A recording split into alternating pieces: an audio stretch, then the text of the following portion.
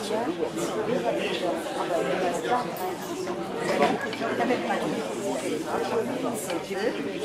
à toutes et à tous. Bonsoir aux courageux qui n'ont pas eu peur du coronavirus. Bonsoir aux courageux qui n'ont pas eu peur de l'humidité. Bonsoir aux courageux tout court. Merci d'être là. Bonsoir à tous ceux qui nous regarderont sur via Banyuls Info. Donc on va commencer cette troisième réunion de notre groupe Ensemble Autrement, en passant une diapo. Voilà. Donc c'est la troisième réunion. La première réunion s'était déroulée ici même, on y avait présenté l'équipe. Vous avez le trombinoscope, si on passe l'autre diapo. Voilà, si vous voulez tous mieux nous connaître, si vous êtes en retard là-dessus, sur ce point-là, les trombinoscopes sont affichés au niveau des panneaux électoraux. Donc vous pourriez comme ça mieux nous connaître. Diapo suivante. Alors, lors de cette réunion du 26 février, on avait expliqué, et on refait un autre clic, merci. On avait expliqué pourquoi on avait décidé de se présenter. Donc on est une liste issue de l'opposition municipale. On revendique une ligne directrice qui est celle du développement durable. Je le répète parce que c'est important de le répéter quand même. Donc notre action sera basée sur les 4 éléments d'importance égale, qui seront l'environnement, la prise en compte de l'humain, le dynamisme économique et une nouvelle gouvernance. Ceci explique donc le nom de notre liste. Nous voulons agir ensemble avec vous tous, toute la population de Banyuls, et on veut penser autrement, puisque notre action sera, et notre pensée sera basée simultanément sur ces 4 éléments. Alors, lors de notre deuxième réunion publique, nous avions commencé à présenter, on peut cliquer, nous avions commencé à présenter notre programme sur le côté Banyuls se préserver. On y avait expliqué qu'on avait 2 types de mesures, qui était la première, c'était engager une politique vertueuse pour l'environnement, tout en augmentant directement le pouvoir d'achat des Banyulins, parce que ça nous semble important. Et dans l'une des mesures, par exemple, mais vous retrouverez tout ça dans notre programme, il y avait une offre communale d'achat d'énergie propre, regroupée, qui permettra à chaque Banyulin de gagner minimum 150 € par mois, 150 € par an sur sa facture d'électricité. Le deuxième type de mesure, c'était l'engagement de la ville de Banyuls en tant qu'entité administrative dans la préservation de l'environnement. Et là, j'avais expliqué avec mes mots à moi qu'on ferait un bilan carbone. Alors Bruno Aubert, qui est le spécialiste, est là maintenant. Donc à la fin de la séance, si vous voulez exactement savoir ce que c'est, il pourra vous le dire. Mais moi, j'avoue que j'avais traduit avec mes propres mots. Toujours lors de cette deuxième réunion publique, on avait abordé nos propositions sur l'axe Banyuls humain, et donc on avait beaucoup parlé de la création du pôle sécurité qu'on va faire, qui rassemblera une nouvelle caserne de pompiers dont le financement a déjà été trouvé, des locaux aux normes pour la police municipale, la nouvelle brigade de l'environnement, etc., etc. Et on y avait parlé aussi des mesures qu'on mettrait, qu'on prendrait en direction des enfants, accompagnement des enfants pour avoir une activité extrascolaire, les jeunes, le permis de conduire, et aussi de lutte contre l'isolement des personnes âgées. Bref, on ne va pas refaire toute la réunion. Je vous conseille de vous rendre sur Banyuls Info si vous n'avez pas pu nous écouter à ce moment-là. Et toutes les mesures sont détaillées dans le programme de 8 pages qui a été distribué dans les boîtes aux lettres et qui est disponible là à l'entrée. Alors donc nous allons passer au troisième élément de notre stratégie qui concerne le Banyuls dynamique. Alors, Banyuls dynamique, pour avoir un Banyuls attractif, où de nouveaux habitants auraient envie de venir, mais aussi pour que les touristes viennent, et puis aussi pour qu'on se sente bien chez nous, parce que c'est quand même la base. Si on se sent bien chez nous, on va pouvoir accueillir d'autres personnes. Il nous semble très important de miser sur un élément qui est la culture.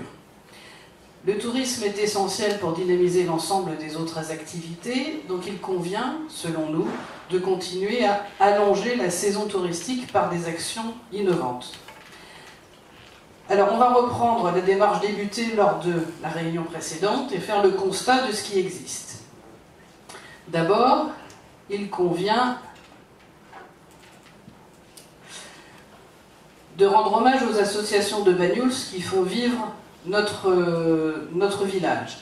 Il conviendra de continuer à les soutenir. On parle là de toutes les associations.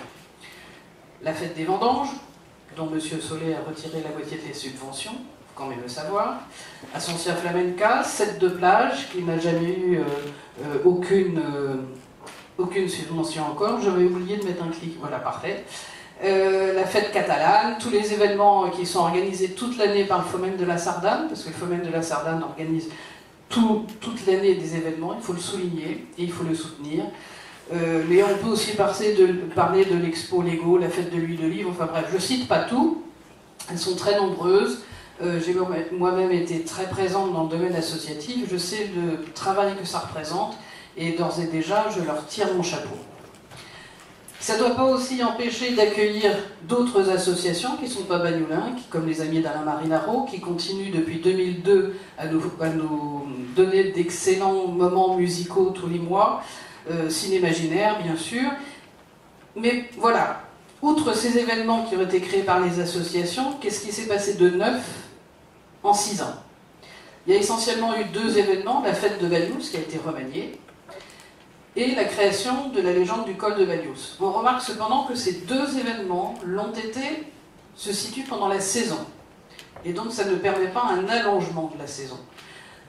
Or, nous on pense que l'allongement de la saison et la création d'événements culturels doit permettre de faire venir des touristes et que notre village en a besoin pour son économie, ses commerces et la notoriété de ses produits.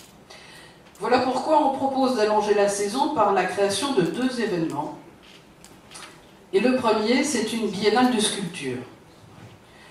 Alors, cet événement, j'en avais déjà parlé il y a 6 ans, aux côtés de Roger Rouille en 2014. C'est un événement qu'on n'a pas du tout inventé, c'est un événement, c'est une idée de Fétier Boudevin, qui est sculptrice à Banyuls. De quoi il s'agit? Il s'agit d'un concours de sculpture, un concours international de sculpture, une fois tous les 2 ans. Nous le placerions à partir du 1er mai, et il continuerait jusqu'au 3e week-end de mai. Ce qui veut dire que, au niveau de la saison, on a un premier long week-end, celui de mai, le 2e long week-end, celui du 8 mai, et ça se termine le 3e week-end, qui parfois tombe avec l'Ascension. Ça tombe bien, l'Ascension, on a Ascensia Flamenca qui peut recommencer, enfin continuer les animations. Parfois, le jeudi de l'Ascension n'est pas au mois de mai, donc voilà, c'est pour ça que je dis parfois il y a Ascensia Flamenca. Alors, ce concours international de sculpture, il s'agit de quoi? Il s'agit d'un appel d'offres qu'on lance au niveau des sculpteurs au niveau mondial, à partir d'un thème, une matière. À partir de là, ils font des projets. Ces projets, ils nous les envoient. Il y a une sélection de concurrents qui se fait par un jury de sculpteurs professionnels et, nous le souhaitons, un membre de la fondation Dina Virni. Ensuite, on choisit 6 sculpteurs. Ces 6 sculpteurs viennent en résidence à Banyuls pendant 3 semaines. On leur fournit le matériel, donc la pierre. Ils viennent avec eux leur propre matériel, les scies, etc., etc. Et donc, ils vont confectionner leurs œuvres sous l'œil du public. Il y a forcément des interventions pédagogiques qui sont possibles. Qu'est-ce que ça coûte à la ville de Banyuls? Ça coûte le déplacement des sculpteurs, ça coûte leur logement pendant 3 semaines, et ça coûte la restauration pendant 3 semaines. La restauration le midi, comme m'expliquent Fétier Boudevin et Guillaume Bessoul qui font des symposiums de sculpture, le midi, il faut que ça soit rapide parce qu'ils ont autre chose à faire. Donc, en fait, la vraie restauration, c'est celle du soir. À la fin des 3 semaines, la ville de Banyuls reste propriétaire des œuvres qui ont été créées. À partir de là, on pourrait alors imaginer, tout comme les vignerons ont sculpté la montagne, on pourrait imaginer de disposer les sculptures dans la montagne ou ailleurs, ce qui permettrait d'enrichir nos chemins de randonnée, ce qui permettrait de donner à Banyuls sa cité du vrai village, de la cité de la sculpture. Banyuls, patrie de Mayol, a toute légitimité à accueillir un concours international de sculpture. Et nous le ferons, nous l'espérons, avec la fondation Dina Virni, qui pourra évidemment participer au jury de sélection, et évidemment participer au choix du thème. Voilà. À ce propos, j'aimerais revenir et profiter de cette tribune pour préciser une chose. Parce qu'il y a des choses qui circulent dans Banyuls, donc je préfère donner les précisions tout de suite. En tant qu'opposition municipale, nous n'avons jamais remis en cause le travail effectué par la Fondation Dina Vianney, ni l'intérêt de travailler avec cet organisme. Nous ne nous sommes jamais opposés à quoi que ce soit concernant Mayol. Bien au contraire, nous avons toujours voté les propositions de M. Solé en la matière, qu'il s'agisse de la mise en place du chemin Aristide-Mayol ou de la convention régissant le prêt de la statue, l'action enchaînée sans bras, son transport et son assurance. Au sujet de l'acquisition de la statue en résine, l'air, c'est une autre histoire. Oui, on a demandé des explications, car comme beaucoup d'autres, on ignorait complètement le procédé employé. On ne savait pas qu'on pouvait faire des statues en résine. Personne ne nous l'avait expliqué avant, et dans le document que la mairie nous avait fourni, on n'avait rien. Comme ça, on ne pouvait pas le savoir. Nous ne savions pas qu'il ne s'agit pas de facsimilés, mais d'œuvres à part entière. Alors oui, on aurait préféré, comme la mairie de Port-Vendre en ce moment, avoir une statue en bronze ou en plomb, mais, vu les contraintes financières, oui, on comprend bien qu'il était plus aisé d'acquérir une œuvre en résine.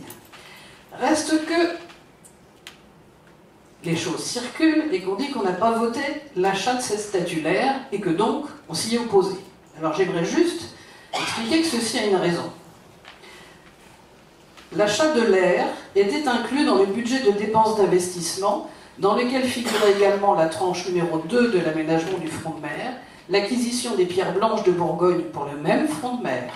Vu les conditions de mise en œuvre de ce front de mer, il était impossible pour nous de voter cela en l'état. Donc du coup, on a voté contre l'ensemble de ce budget d'investissement, mais ça ne veut pas dire qu'on a voté contre l'acquisition de l'air.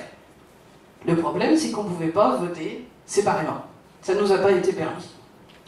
Alors ceci étant dit, une fois cette mise au point faite, et ça me semblait important dans ce qui circule en ce moment à Banyuls, on va revenir à nos projets. Nos projets, donc, cette biennale de sculpture qu'on ferait donc une fois tous les 2 ans, comme son nom l'indique, sur le mois de mai. Et puis, on a envie, sur le mois de novembre, c'est-à-dire après la fête de la vendange, de créer un marché international des troupes à pied. Troupes à pied, c'est les troupes de carnaval. Alors, je ne sais pas si vous savez ce que c'est que le MIP TV à Cannes. Il s'agit d'un événement international qui, tous les ans, regroupe des producteurs d'émissions télévisées qui vont montrer les émissions qu'ils sont en train de tourner et les projets, et puis ça rassemble à côté les acheteurs de chaînes télévisées. Bien. Et pendant 4 jours, les uns et les autres entrent en contact, signent des contrats, etc. Alors, on a eu l'idée, enfin c'est pas moi, hein, c'est quelqu'un qui fait partie de troupes à pied et qui sait très bien les créer, puisqu'il faisait partie d'une troupe exceptionnelle en Belgique, et qui a créé d'autres choses sur Banyuls. Eh bien, on a eu l'idée donc de faire la même chose à Banyuls, de faire un marché international des troupes à pied. Donc ça sera un lieu de rencontre entre les troupes de carnaval à pied, qui voudront se vendre, et puis les professionnels de la communication et de l'animation qui souhaiteront passer des contrats avec elles. Alors concrètement, ça veut dire quoi? Ça veut dire que c'est un moment au mois de Toussaint où il n'y a pas trop d'événements, nulle part. Donc les troupes à pied, pour elles, c'est bien de venir. On ne va pas les payer pour qu'elles viennent. Elles vont vouloir venir parce qu'on va les mettre en contact avec des personnes qui vont acheter leurs prestations. Donc le boulot de la mairie, ça sera quoi? Ça sera de se créer un fichier de tous ces professionnels de la communication et de l'animation, des villes, des comités des fêtes, etc. De les informer qu'on fait cet événement. Après, chacun vient pas, c'est pas notre problème. Nous, l'intérêt, c'est que pendant ces vacances de la Toussaint, ces troupes à pied peuvent animer le village, parce que forcément, il faudrait bien qu'elles fassent la démonstration de ce qu'elles font. Ensuite, on mettra à disposition une salle à part où les contrats pourront signer, ça sera leur boulot. Nous, on aura fait le nôtre, qui sera d'animer le village, tout en mettant à disposition un emplacement pour que les contrats puissent être signés. Donc ça, on a envie de le faire pendant les vacances de la Toussaint, qui sont les seules vacances, toutes périodes confondues, toutes zones confondues. Donc c'est intéressant, parce que ça veut dire que potentiellement, il peut y avoir du monde qui vient. L'autre gros projet qu'on a, c'est la création d'un musée du patrimoine et de l'histoire de Banyuls, puisqu'on estime qu'il y a quand même des très très belles choses qui se font, très très beaux outils, des très très beaux outils à sauvegarder, des très belles fresques, je pense aux fresques du CHM et Lieu-Marin qui sont magnifiques, dont on ne sait absolument pas ce que ça devient. Voilà, il y a des choses à creuser. Il y a des amoureux de l'histoire de Banyuls. Je suis persuadée qu'ils seraient très intéressés pour qu'on puisse commencer à créer une maison du patrimoine, une maison de l'histoire de Banyuls. Alors une fois qu'on a fait ça, toutes ces actions hors saison, nous l'espérons, auront pour effet de dynamiser notre commerce. À propos du commerce, on propose 4 actions fortes. Pour le commerce, c'est compliqué, hein, parce que les commerces sont des entreprises privées. Donc à partir de là, en tant que collectivité, nous n'avons pas à financer des commerces. Nous ne pouvons pas le faire d'ailleurs, sans ça il y aurait atteinte à la concurrence. Et deuxièmement, on n'a pas à imposer à des entreprises privées quoi que ce soit. Et heureusement. Alors, vu les difficultés du commerce à Banyuls, on a réfléchi, on s'est dit peut-être qu'ils ont besoin tout simplement de se repositionner les uns les autres. Et ça, on peut le faire. Ça, on peut réaliser une étude en interne. Alors, je pensais à des stagiaires de BTS, stagiaires d'école de commerce, parce que c'est un très beau projet de faire une étude sur un village grandeur nature. Hein. C'est un beau projet de deuxième année de BTS ou d'école de commerce. Et l'idée serait de lui faire réaliser une étude de marché pour identifier les besoins en matière de commerce de centre-ville à Banyuls. Et cette étude de marché serait fournie gratuitement aux commerçants, pour qu'ils travaillent eux-mêmes leur positionnement. Après, c'est leur propre entreprise. On ne va pas aller plus loin dans la mesure où ça ne nous appartient pas. Ce sont des entreprises qui sont privées. On peut juste leur apporter du soutien. Ensuite, on va étudier les possibilités qui sont offertes par la démarche contrat bourg-centre. C'est une démarche que nous avons votée au dernier conseil municipal de février. Le problème est que comme on n'a pas trop d'informations dessus, on ne peut pas savoir exactement ce qu'on va en faire. Donc, on l'a voté avec plaisir puisqu'on sait que la région est porteuse de ça et qu'elle s'applique déjà dans des villages où il y a des choses qui se sont faites. Donc, vu les exemples qu'on a grappillés par-ci, par-là, on a trouvé ça intéressant. Donc, voilà pourquoi on l'a voté. Mais concrètement, on ne peut pas vous en dire plus. La création de parking, évidemment, est une donnée importante pour le commerce. Marc en avait déjà parlé la semaine dernière, donc je ne reviens pas dessus. Et ensuite, on a l'idée de créer une antenne de la Maison des Saisonniers. Il y a une Maison des Saisonniers à Perpignan qui est gérée par la Directe. On sait qu'il y a besoin de ce type de choses à Banyuls pour 2 types de publics. D'une part, les hôteliers restaurateurs qui ont besoin de main-d'œuvre, entre guillemets, pour la saison, pour loger les saisonniers. Et d'autre part, notre attention a été attirée par des vignerons qui nous ont expliqué que petit à petit, avec la sortie du glyphosate, etc., il allait y avoir besoin de plus de main-d'œuvre et de façon plus étalée dans l'année pour faire des travaux dans les vignes. Donc on s'est dit pourquoi pas faire une maison des saisonniers qui, entre avril-mai et septembre-octobre, pourrait accueillir les saisonniers d'hôtellerie-restauration et pendant le reste de l'année, accueillir le personnel dont les vignerons ont besoin. Alors, cette maison des saisonniers, ça ne va pas être un hôtel 4 étoiles, c'est pas ce qu'on veut faire. On ne veut pas concurrencer ni les gîtes, ni les hôtels, c'est pas ça. Ce serait sous forme d'une espèce d'internat, vous savez, internat de lycée, tels qu'ils sont faits maintenant. C'est plus les chambres collectives de 40, hein, les internats. C'est des chambres de 2, avec un espace de sanitaire pour 4. Où est-ce qu'on pourrait faire ça? Alors, il y a 2 possibilités. Comme on aura créé la caserne des pompiers, une nouvelle caserne des pompiers, on aura l'ancienne caserne des pompiers qui peut être rénovée, ou soit, soyons fous, effectivement, Elf Aquitaine est très intéressant pour faire ça. On ne peut pas dire qu'on le fera là, dans la mesure où on ne sait pas le prix de vente. Mais en tout cas, on peut se rabattre sur l'ancienne caserne des pompiers si on n'a pas si on n'a pas Elf-Aquitaine. Alors, cette histoire de travail saisonnier, y compris dans la vigne, ça nous amène directement au troisième grand pan de notre axe Banyuls dynamique, qui est celui de l'agriculture et de la viticulture. Alors on va commencer par un constat. La seule idée de M. Solé dans le domaine concerne l'école de sommellerie. Alors on va déjà se poser la question de savoir qu'est-ce que c'est que cette école de sommellerie. Alors il faut savoir que c'était au mois de juin, en commission d'urbanisme. Oui, c'est ça. Au mois de juin dernier, en commission d'urbanisme, a été demandée l'autorisation de faire les travaux au Maastricht. Il se trouve que l'opposition municipale, donc nous, étions majoritaires à cette commission d'urbanisme, parce qu'il y avait personne de majorité sauf monsieur le maire.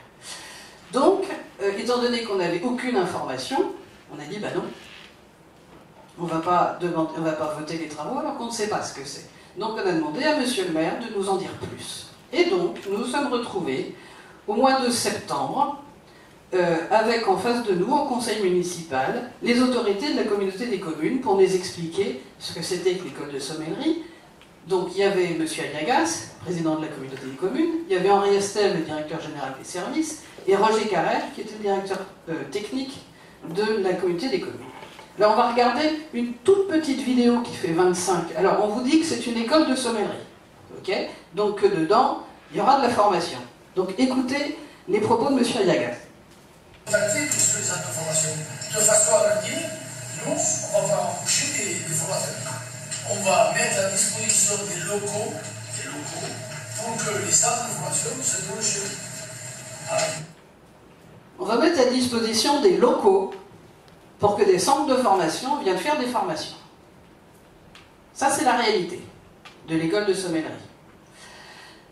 Dans un deuxième temps, M. Henri Estel nous a expliqué qu'à terme, oui, il demanderait un agrément, oui, ça serait une association qui va être créée pour faire des formations, mais que ça va prendre du temps, etc. etc. Alors j'ai posé une question, est-ce qu'il y a un agrément? Est-ce qu'il y a un agrément de l'Éducation nationale? Est-ce qu'il y a un agrément du ministère de la Culture? Dans les deux cas, c'est non. Donc qu'est-ce que ça va être ces formations? Donc on nous a expliqué, ces formations vont être essentiellement basées sur de la formation continue, donc des hôteliers, restaurateurs, des vignerons qui veulent se former en plus, des personnes qui veulent changer de métier. Ça sera aussi des touristes qui veulent apprendre à déguster pendant une demi-journée. Ok. Si on est sur la formation continue professionnelle, le CFPPA, Centre de formation professionnelle, apprentissage, etc. de Rivesaltes, qui est le seul agréé par le ministère de l'Agriculture, n'est pas au courant. Je le sais, j'étais administratrice. Ça me pose quand même quelque part question. Ensuite, question idiote, quand on fait une formation, je ne sais pas si vous avez déjà fait des formations continues dans votre vie, mais généralement, ça ne dure pas une demi-journée. Généralement, c'est sur plusieurs jours. Ils vont être logés où? On ne sait pas. Donc, l'école de sommellerie, pour nous, c'est un vaste projet qui n'est pas finalisé. On va continuer par la vision d'un autre document, qui est le rapport d'observation de la Chambre régionale des comptes, qu'une liste amie aussi a sorti. Et qu'est-ce qu'on lit sur ce rapport? Sur la page 17 de ce rapport, on lit « Le modèle économique du centre de sommellerie reste à consolider. S'agissant du pôle formation, le dossier présente un compte d'exploitation prévisionnelle équilibré, et ceux de la première année d'exercice. En revanche, celui du pôle œnotourisme présente un résultat négatif pendant 4 ans. Les études communiquées par la communauté des communes ne permettent pas à ce stade d'apprécier la viabilité de ce projet et ses effets éventuels sur l'économie locale. » Donc une fois qu'on a dit ça, qu'est-ce que nous on propose en termes d'agriculture et de viticulture? Et là, je vais laisser la parole à notre perle Anno qui s'appelle Asila. Bonsoir à toutes et à tous. Donc, je vais rebondir sur ce qu'Emmanuel vient de vous présenter.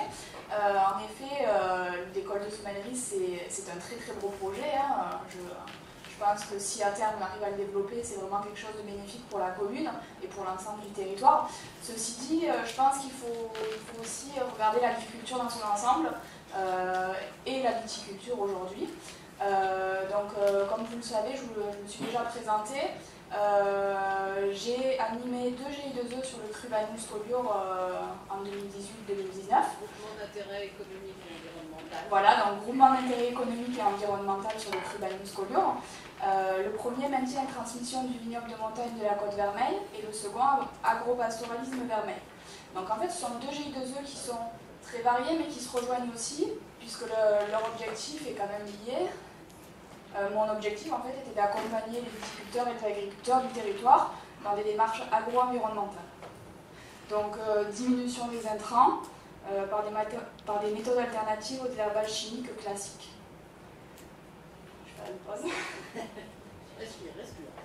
Le premier GI2E en fait permet aux agriculteurs de se réunir, de discuter sur des questions d'avenir, notamment celle de la diminution des intrants, comme je vous l'ai dit, par des méthodes alternatives.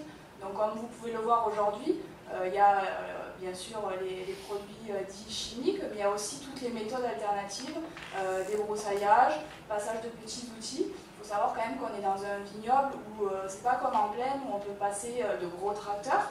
On va avoir des outils dits petits outils, un petit peu associés à de l'outillage de jardin, mais qu'il faut adapter et vraiment utiliser sur un territoire de coteaux.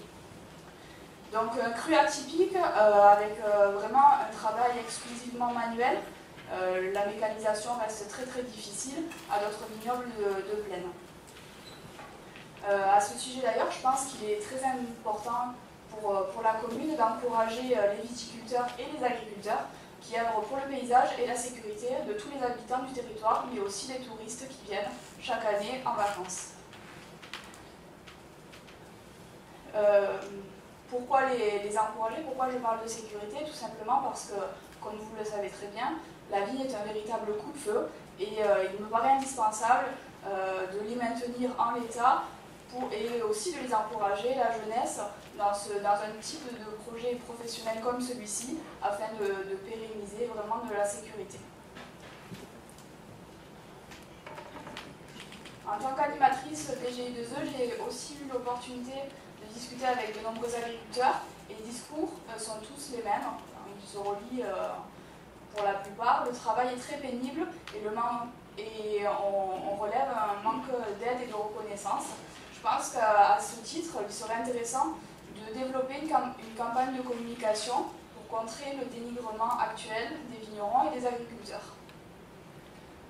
Un accompagnement également serait très bénéfique pour tout ce qui est de l'aide dans les dossiers aide-subvention, parce que ces derniers sont très complexes et jouer un rôle de médiateur entre les différentes institutions, État, région, viticulteurs, agriculteurs, MSA, etc., pour obtenir des mesures d'accompagnement financières sur ce vignoble de coteaux. Je pense que l'agriculture aujourd'hui sur le cru Bagnous-Collioure et la viticulture est quelque chose sur lequel il ne faut pas rien oublier. Demain on parle de la sortie du glyphosate, c'est vrai, mais je pense qu'il faut encourager les vignerons à continuer à entretenir ces vignes qui sont de réels coupe-feu et l'objectif n'est absolument pas que ce vignoble de coteaux devienne garrigue, entre guillemets, parce que ce serait vraiment une grosse catastrophe sociale, d'une part, puisque cela induirait vraiment une perte d'emploi. Environnementale, comme je le dis et je le répète encore, les vignes sont des coupe-feu et c'est bénéfique pour la population en entier. Et aussi économique, puisque le cru Bagnous-Collioure, on recense des répercussions sur le plan économique, touristique, etc. Enfin, j'ai également travaillé sur un grand sujet, celui de la reconnaissance officielle de la viticulture de montagne sur le cru Bagnous-Collioure, et pour lequel je pense qu'il est vraiment nécessaire d'aider les vignerons dans cette démarche-là. Nos amis les Italiens, par exemple, ont cette reconnaissance et bénéficient d'aides adaptées à ces vignobles de coteaux, puisqu'aujourd'hui, certes, il existe des aides, mais elles ne sont absolument pas adaptées au surcoût du travail de la vigne. J'ai parlé jusqu'à présent de la viticulture, certes, mais il ne faut pas non plus oublier l'agriculture. À quoi je pense? À la diversification agricole. Aujourd'hui, je pense que ça peut être aussi un point sur lequel on peut tous travailler, parce que des terres agissent aussi contre le risque incendie. Quel type de diversification? Je pense notamment aux amandiers qui sont sur le col de Banyuls, figuiers, mimosas, mais aussi tout ce qui est agropastoralisme. Donc j'y ai travaillé également sur ces sujets-là, et je pense que l'agropastoralisme peut aussi être bénéfique pour l'entretien des terres en friche et des terres en garrigue. Agropastoralisme, c'est quoi? C'est le maintien et l'entretien des terres par les ovins, les équidés, les chèvres également. Je pense que c'est des projets à soutenir. Mais quand on parle de tout ça, il faut aussi prendre en compte que certaines démarches pour s'installer et pour passer le pas sont très difficiles. Le maillage administratif français est très complexe, et je pense qu'il faut aider les agriculteurs, aider les viticulteurs dans leurs démarches, dans leurs ensembles. Les démarches administratives et les dossiers de subvention sont très lourds et bien souvent laissés de côté par manque de temps et aussi par manque de difficultés. Les informations à ce sujet d'ailleurs souvent sont non méconnues, et je pense que là il y a un grand travail à faire là-dessus. Il n'a pas de soi que la survie du vignoble est un réel enjeu pour la commune et qu'il est indispensable de travailler tous ensemble, nous institutions, vous viticulteurs, vous agriculteurs, vous cafetiers, commerçants, vous habitants, car nous sommes tous liés à ce sujet, tous de près ou de loin. Merci à tous pour votre attention.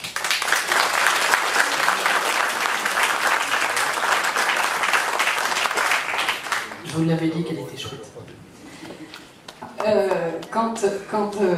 Quand Assina parle de diversification, il faut savoir qu'à Banyuls, il y a des expériences qui sont faites avec des capriers, avec des pêches de vigne. Il y a des choses qui sont à faire.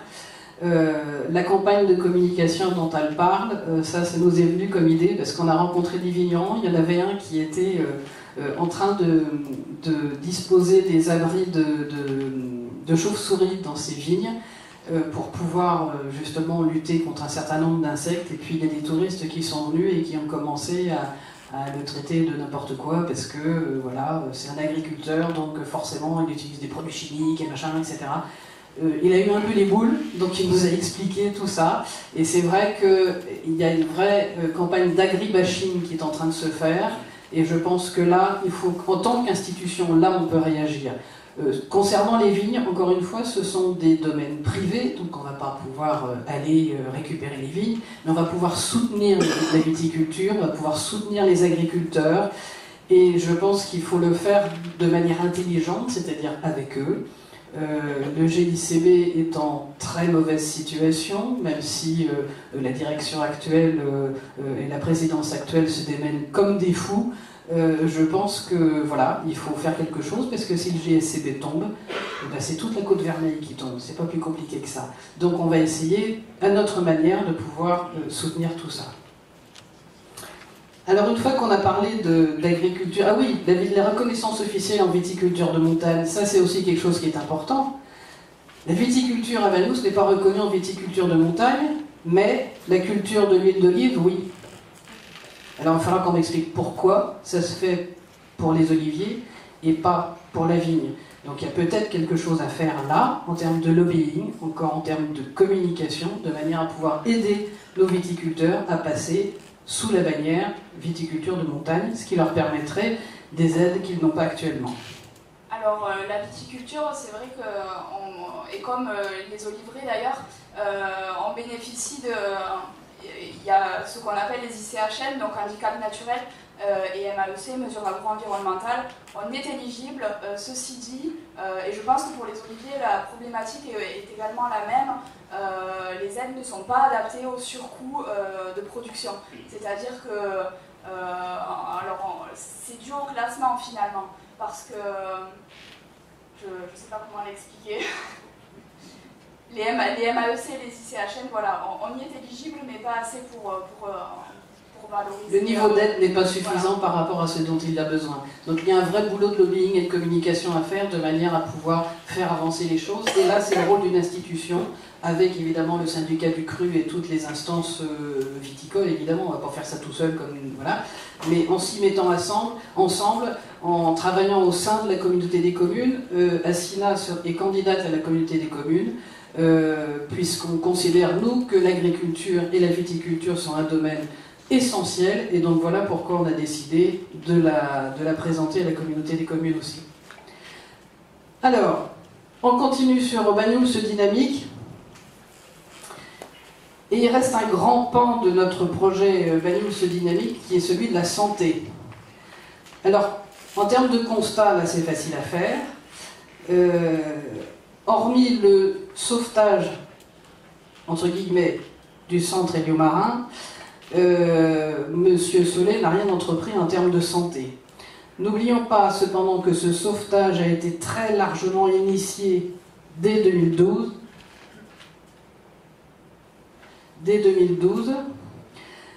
Par Ségolène Neuville, qui était alors secrétaire d'État, et Pierre Ayagas, qui était alors député.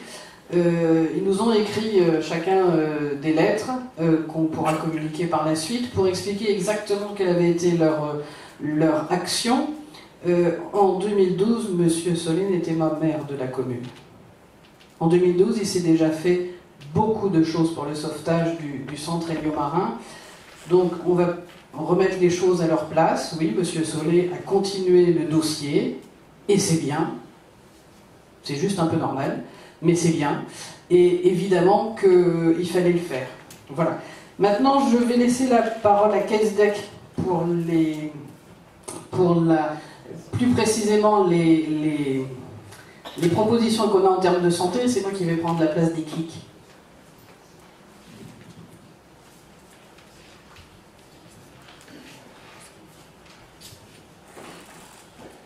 Bonsoir.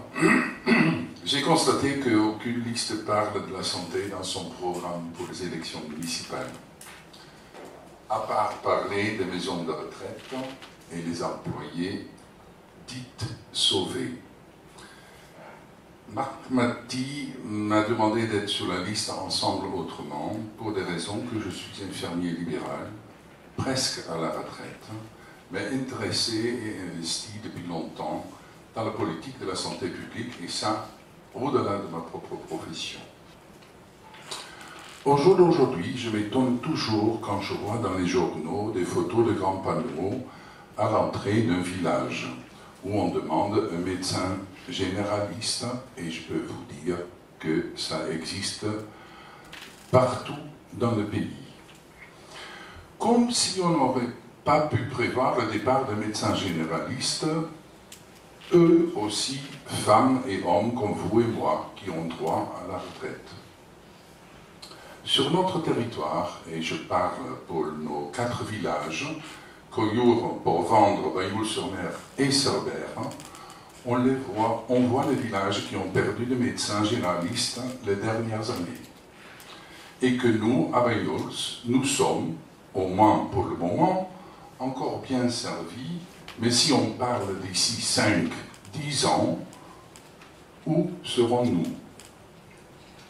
Et c'est vrai, sans médecin généraliste, la santé d'un village ne tourne plus. Construire une maison de santé pluriprofessionnelle n'est pas la solution, alors. Si en amont, il n'y a pas un plan plus global sur la santé publique sur un territoire donné, l'installation de maisons de santé ne sert à rien s'il n'y a ni médecin, ni infirmier, ni kiné ou autre profession médicale ou paramédicale dedans. C'est pour ça que dans le plan de santé 2022, on parle qu'il doit y avoir des ESP, des équipes de soins primaires, et des communautés de professionnels territoriales de santé partout sur le territoire. D'abord pour que la population puisse avoir un accès aux soins, ensuite aussi pour que les professionnels puissent travailler en coordination et inclure dans ce plan tout le côté médico-social, assistante sociale, auxiliaire de vie, aide à domicile, bénévole, etc. D'abord ça, pour que la population puisse avoir cet accès aux soins, dans ce plan santé 2022, il est donné aux collectivités territoriales la possibilité de jouer un rôle dans l'émergence et la mise en œuvre des projets locaux en matière d'accès aux soins. Les collectivités territoriales, que ce soit une commune, plusieurs communes ou une communauté de communes, peuvent se faire alors une vision de l'offre et du besoin en soins et les éventuelles difficultés à résoudre à court ou à moyen terme. L'État met plusieurs moyens à la disposition des collectivités territoriales pour pouvoir faire une analyse pertinente. Analyse pertinente que Ensemble Autrement préconise de faire et sur notre commune et dans la communauté de communes. La santé et l'accès aux soins nous concernent tous. Et oui, comme je disais, les collectivités ont bien un rôle à jouer dans l'accès aux soins sur leur territoire. Une politique de promotion de territoire, un aménagement du cadre de vie, ou plus large, le développement économique local que Ensemble Autrement vous propose dans son programme, est étroitement lié à l'accès aux soins et alors au projet de santé. Différents moyens sont offerts aux collectivités. Ils peuvent élaborer un contrat local de santé, un CLS, qui pourrait être une opportunité pour structurer une politique locale d'accès aux soins. Le contrat local de santé est un outil porté conjointement par l'Agence régionale de la santé, et ça dans le cadre du plan régional de la santé qui existe depuis 2 ans, et une collectivité territoriale pour réduire les inégalités territoriales et sociales de santé. Il est l'expression des dynamiques locales partagées entre acteurs et partenaires sur le terrain pour mettre en œuvre des actions au plus près de la population. Les caractéristiques des contrats locaux de santé sont une stratégie et des objectifs définis en commun. Je insiste sur ce point. Commun veut dire entre les élus locaux et les professionnels de santé. Autre caractéristique, c'est un programme d'action pluriannuel co-construit à partir des besoins locaux. Dans le Santé 2022 est clairement mis sur le devant de la scène que les habitants, vous et moi, ont un rôle à jouer là-dedans. Et bien sûr, il doit y avoir un suivi de la mise en œuvre et une évaluation des résultats conjoints. Notre santé est d'abord le résultat de nos conditions de vie. Et c'est important d'élargir la notion de santé au-delà du côté médical. Les facteurs sociaux et environnementaux doivent être pris en compte.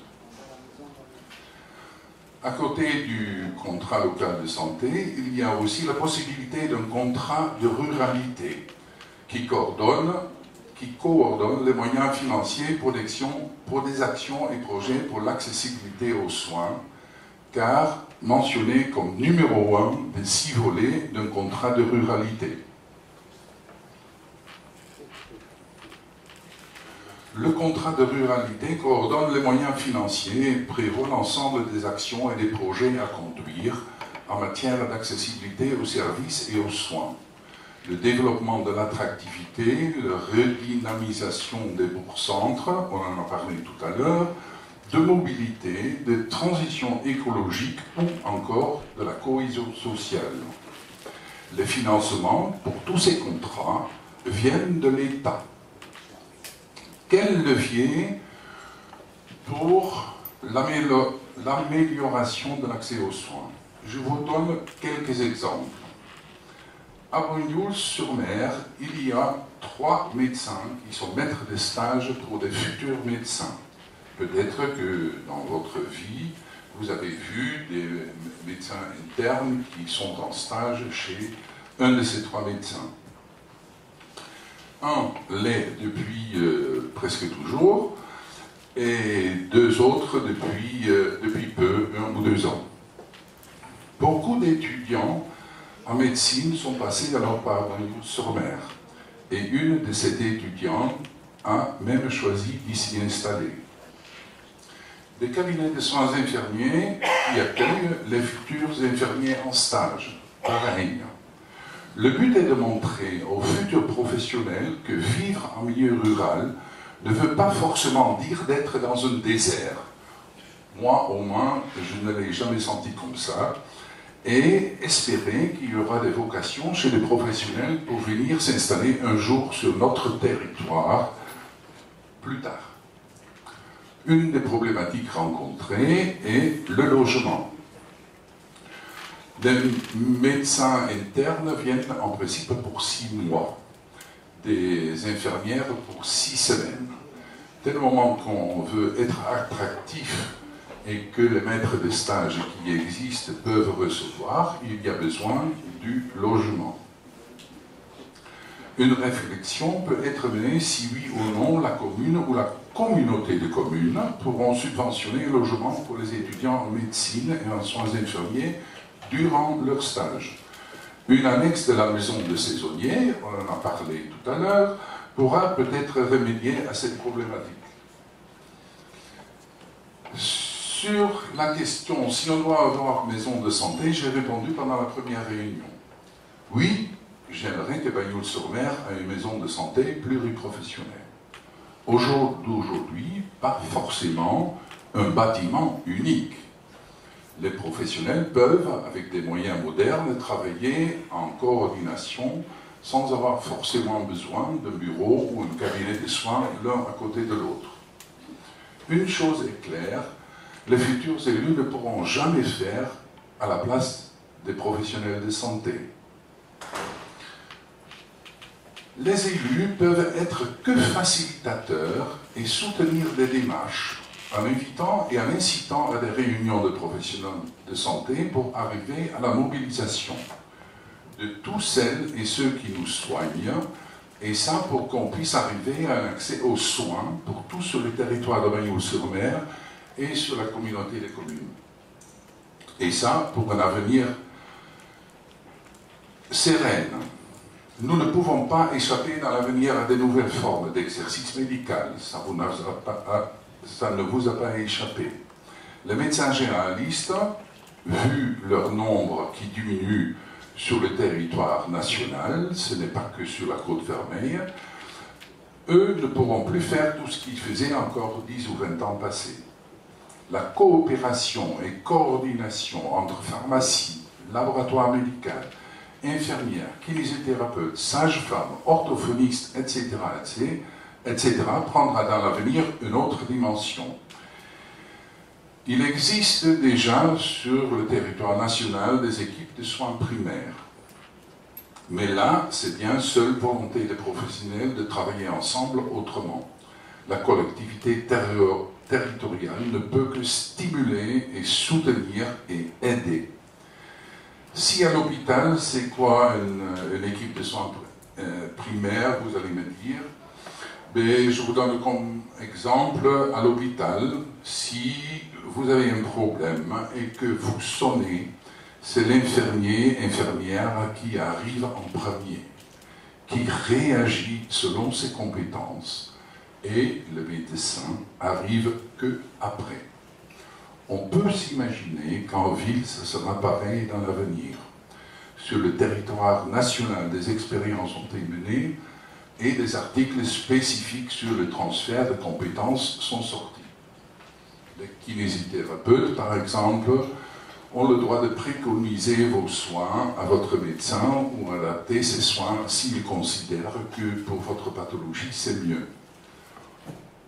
On parle alors de libérer du temps médical, donner du temps aux médecins généralistes de se focaliser sur le cœur de leur métier, sans que l'accès aux soins et leur qualité en pâtissent.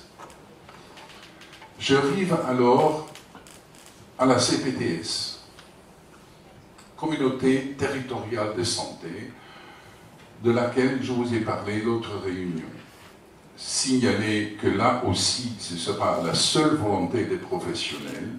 La mairie peut que stimuler et insuffler une dynamique et soutenir. Une CPTS est obligatoirement pluriprofessionnelle, infirmier, masseur, kinésithérapeute, médecin, et peut réunir en son sein un grand nombre d'acteurs. En général, des professionnels de santé, tous modes d'exercice confondus. Mais, et ça c'est intéressant, les établissements sociaux, médico-sociaux, la PMI et tout autre établissement de santé, ceux qui sont présents sur notre territoire. Pour pouvoir créer cette structure juridiquement reconnue, les professionnels doivent monter une association et établir un projet de santé qui précise le territoire d'intervention et le plan d'action pour pouvoir répondre aux besoins de la population. Un contrat doit être signé avec l'ARS, et ça pour obtenir un financement pérenne. Ça coûte alors rien à la mairie. Un CPTS a vocation de répondre aux besoins de santé de la population du territoire. Certaines missions sont obligatoires pour un CPTS, améliorer l'accès aux soins, faciliter l'accès à un médecin généraliste et organiser des consultations et ça sans rendez-vous avec des spécialistes qui se trouvent hors du territoire. D'autres missions peuvent être incluses, quelques exemples, la prévention, organiser des urgences, pas inintéressant pour notre village et pour les 4 villages de la côte, parce que la première hôpital est quand même bien loin. On peut suivre des pathologies chroniques, actions de santé publique, éducation thérapeutique, parcours de santé du patient.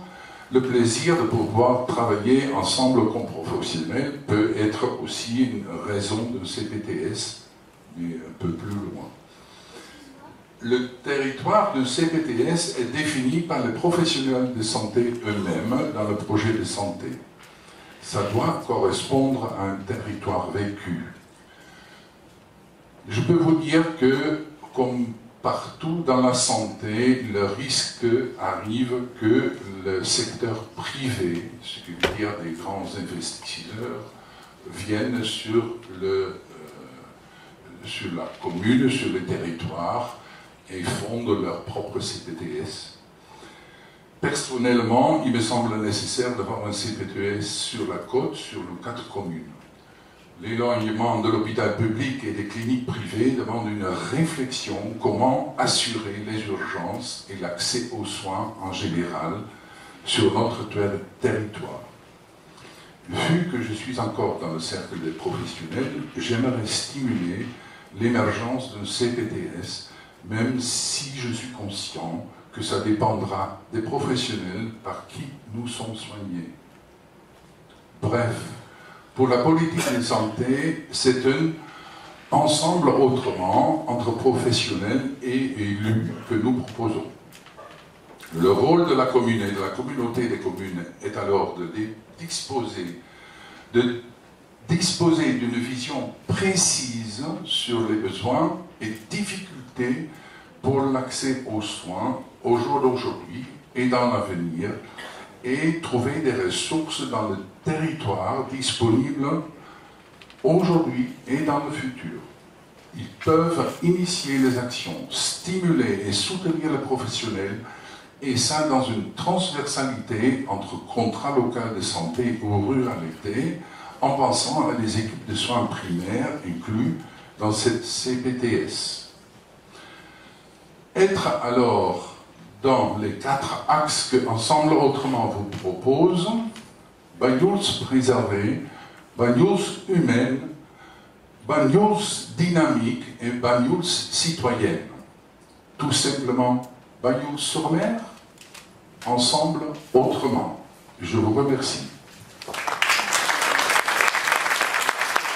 Alors, je voudrais juste rajouter que ces CPTS, on répondra à vos questions après, mais ces CPTS vont être obligatoires à partir de 2022. Donc il est temps qu'on s'y penche. Surtout si on ne veut pas que ce soit uniquement des acteurs privés qui s'y mettent. Donc c'est vraiment important. Et le rôle de la mairie, comme vous l'a indiqué Kees, c'est du soutien. Et ce soutien peut aller jusqu'à éventuellement mettre des moyens à disposition, un local, etc., pour faire en sorte que les professionnels de santé puissent aussi exercer aussi à distance, c'est-à-dire mettre des locaux de télémédecine à disposition. Ça, on peut le faire. Mais encore faut-il que les professionnels de santé s'organisent pour le faire, et ça, c'est à eux de le faire, ça ne sera pas à nous. On continue sur le dernier élément de notre programme, qui est la mise en place d'une nouvelle gouvernance, c'est Banyuls citoyenne. Alors on va commencer par faire un état des lieux de la situation. Aujourd'hui, M. Solé revendique dans son bilan avoir donné la parole aux Bagnolins comme jamais aucune municipalité ne l'avait fait, et annonce avoir tenu 100 réunions de concertation durant son mandat. Qu'en est-il dans la réalité? D'abord, on peut vous dire qu'en tant qu'élu de l'opposition, c'est un peu compliqué pour nous pour avoir des infos. Alors j'imagine pour vous. Par exemple, on n'a eu aucune information sur une étude et un projet de dédoublement du pont du Puitch, alors que M. Solé l'a annoncé, le candidat Solé l'a annoncé dans sa réunion publique du 7 février 2020. Demain, si j'ai annoncé, alors tout le monde m'a dit, c'est rapidement, j'ai annoncé qu'on allait travailler sur le doublement du pont du Puy de Dôme. Alors, ça rien n'est fait, les temps ne vont pas commencer demain, je ne vais pas être menteur, je ne suis pas menteur, d'accord, je ne suis pas menteur. Mais ça, c'est un projet, j'ai demandé au cabinet Galsieu qui nous accompagne de travailler dessus, ça pourrait être ça, ça pourrait. Ne venez pas me voir de même en disant non, parce que moi, tu comprends que je ne vois plus. Donc, je ne sais pas, d'accord, mais l'idée, c'est ça. L'idée, c'est ça. Donc vous avez entendu, le maire, M. Solé, a déjà demandé au cabinet Galsieu de travailler sur le sujet d'un projet porté par le candidat. Je trouve ça assez intéressant comme démarche. Alors certes, le cabinet Galsieu est payé à l'année par la commune, mais il me semble quand même que nous, en tant qu'élus, on aurait pu juste un peu être au courant de ce qu'il leur est demandé. Ça me semble la moindre des choses, sans oublier que là, le candidat Solé utilise une photo émanant d'une étude payée par l'argent communal. Autre exemple, l'achat de Matifoc. Alors, l'achat de Matifoc, on l'a voté, parce que c'est une très bonne idée. J'ai juste fait une remarque. C'est que ce projet, si vous regardez... Non, c'est celle d'avant, s'il te plaît. Ce projet, si vous regardez la photo de gauche, la fiche d'évaluation immobilière de Matifoc, pour fixer le prix, ça a été fait le 18 octobre 2018. Le 8 novembre 2018, photo de droite, le maire a envoyé un courrier à Laurent Barreda, président du GICB, indiquant que la commune de Banyuls-sur-Mer est intéressée par l'acquisition de Matifoc. C'est en 8 novembre 2018, et ça a été voté, ça a été proposé au conseil municipal et voté au conseil municipal le 5 février 2020. C'est-à-dire qu'il s'est passé 1 an et 4 mois pendant lesquels, nous, élus, on n'a rien su. On a même encore mieux. J'en avais déjà parlé un peu lors de la réunion précédente, c'est l'histoire du front de mer. Le 2 avril 2015, nous sommes au conseil municipal. Rien ne transparaît. Le 3 avril 2015, je vous l'avais montré la dernière fois, on a droit à la parution dans le journal L'Indépendant de l'appel d'offres concernant le front de mer. Alors d'abord, on a cherché des infos, on n'en a pas trouvé, donc on s'est inclus d'office, on s'est invité d'office, et sans invitation, bien sûr, dans les visites des cabinets d'architectes qui venaient répondre à l'appel d'offres. En mai 2015, on a été voir monsieur le maire, on lui a demandé pour une première fois qu'il fasse un référendum sur ce front de mer. Puis on n'a eu aucune nouvelle. Jusqu'au 11 avril 2016, où sans aucune autre information, monsieur le maire a proposé au conseil municipal de voter le budget primitif de la commune, qui, dans sa section investissement, prévoyait 400 000 € pour la réalisation de cet aménagement. Le vote s'effectua à 21 voix pour et 6 voix contre, les nôtres. En mai 2016, c'est intéressant, ça a été voté. 858 personnes. Les enfants et les jeunes représentent 15% de la population Badoulinque, soit 715 personnes. Les néo-Badoulinques, donc c'est les gens qui ont aménagé il y a peu de temps, ils représentent 7%. Donc ça veut dire quand même 334 personnes qui sont là. Et bien sûr, les nationalités étrangères, 5% de la population, soit environ 262 personnes. Alors pour autant, ces chiffres ne sont pas cumulables, hein, parce qu'on peut être âgé depuis 75 ans, habiter depuis moins d'1 an à Banyuls et être étranger. Mais ça représente Banyuls, c'est bien ensemble que nous sommes Banyuls. Or, il est évident que 4766 habitants ont davantage d'idées que 27 élus. Il est donc grand temps que l'on pense autrement à Banyuls et que l'on engage notre village dans un vrai dispositif de démocratie citoyenne. Le but est de, premièrement, enrichir le débat public et exprimer des avis, des idées. Deuxièmement, initier des projets au plus près des besoins des Badoulinques.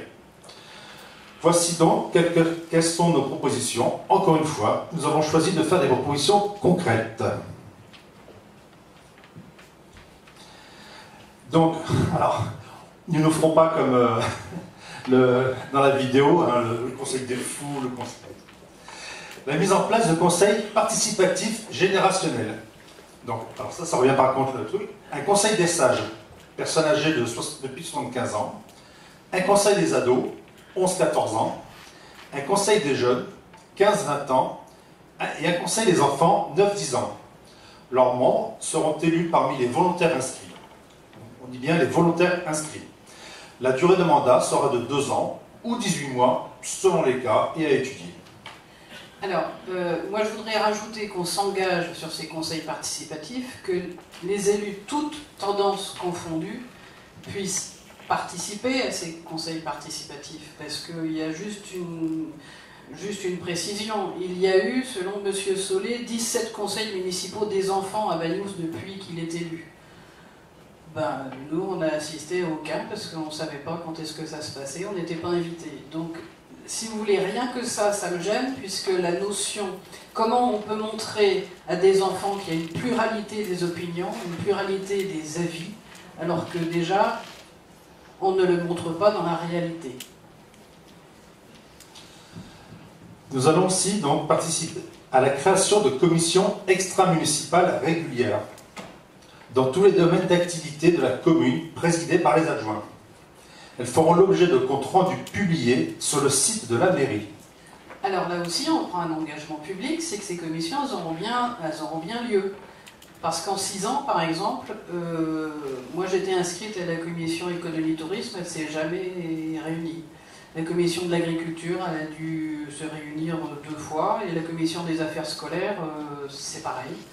Donc voilà, on va essayer de faire les choses, on ne va pas essayer, on s'engage à les faire plus régulièrement. Si vous avez des idées, c'est là que vous pourrez les exposer. Il ne faudra pas hésiter à les détailler et argumenter afin qu'elles soient compréhensibles pour les autres, car chaque suggestion ayant reçu 30 adhésions sera examinée en commission extra-municipale avec possibilité d'autosaisine du conseil municipal.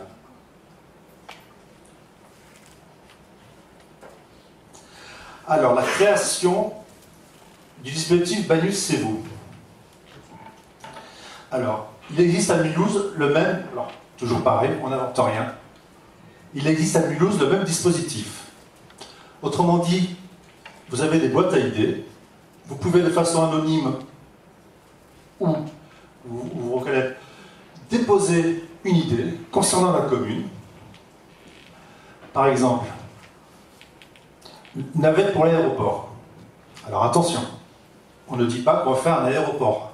D'accord? Non, parce qu'après ça va vite les ragots. Là, c'est une idée qui était sur la boîte à idées du site de la mairie de Mulhouse. C'est pour vous montrer comment ça fonctionne. Voilà. Donc Perrine, à juste titre, bon, vous ne voyez pas, elle s'inquiète du fait qu'il y a le matin très tôt et le soir très tôt, il n'y a pas de navette. Hein, il n'y a rien, et les gens sont obligés de se déplacer individuellement dans leur voiture.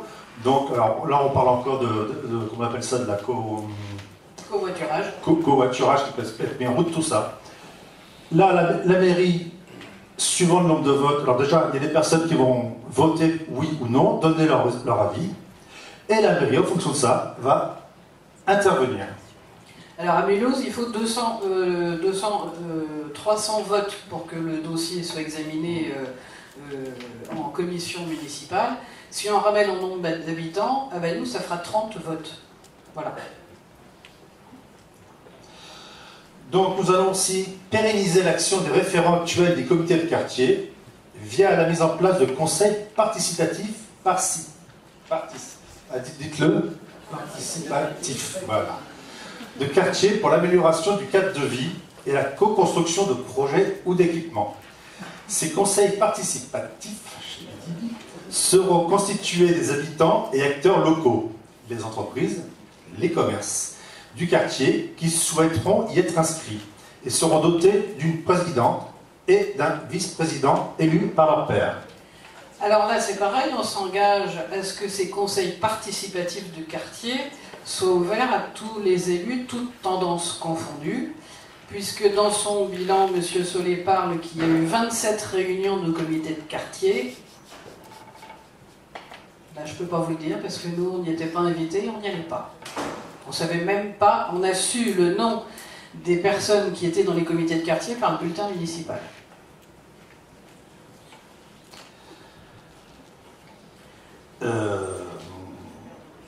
Oui, j'ai perdu mon fil parce que je crois que c'est fini pour moi, non? C'est fini pour toi. Voilà, c'est fini pour moi. Donc s'il y en a qui veulent m'applaudir, vous pouvez. Ça marche la fin du... Alors, cette campagne du premier tour s'achève. Pour notre part, on considère qu'on l'a fait de façon propre. On n'a jamais attaqué les personnes. On a attaqué certes les idées, mais pas les personnes. On n'a pas fait de pression. On n'a pas été agressif. Notre méthode repose sur l'écoute des Bagnoulins, l'observation de la situation du village et l'offre de propositions concrètes. On ne fait pas dans l'apparence, on ne fait pas de promesses d'un boulot, d'un terrain, etc. Parce que d'abord, voilà, on fait des propositions qui sont solides et étayées. Ensemble autrement, vous l'avez vu, c'est une autre manière de penser, une autre manière d'agir, une manière qui allie l'environnement, l'humain, le dynamisme du village et une nouvelle gouvernance. Et il est bon pour Bagnols que cette proposition-là existe aussi. Vous pouvez désormais tout retrouver sur notre site. Si on fait un clic, on va avoir l'adresse. Si on fait un clic, on va avoir l'adresse. Si on fait un clic, on va avoir l'adresse. On a fait un clic, on a l'adresse. Donc sur ce site-là, on aura tout. Il y a tout déjà, le programme, le trombinoscope, etc. Je voulais terminer cette présentation en remerciant profondément l'ensemble des colistiers de ce groupe et aussi leurs familles. Ils ont fait preuve de beaucoup de courage, je peux vous le dire. Ça n'a pas été simple, un courage pour certains que vous ne soupçonnez même pas. Dimanche, les Bagnoulins pourront donc choisir ce qui leur semble le meilleur pour le village. Je voudrais seulement leur demander d'oser nous faire confiance. Nous sommes tous ici des Bagnoulins, nous aimons notre village, nous y habitons, nous y avons notre vie, et c'est justement pour ça qu'on s'est engagé. Dimanche, dimanche, soyons ensemble pour Bagnols, et dimanche, pensons autrement pour Bagnols. Voilà. Cette réunion se termine, si vous avez des questions, elles sont les bienvenues. On va vous faire passer un micro, on doit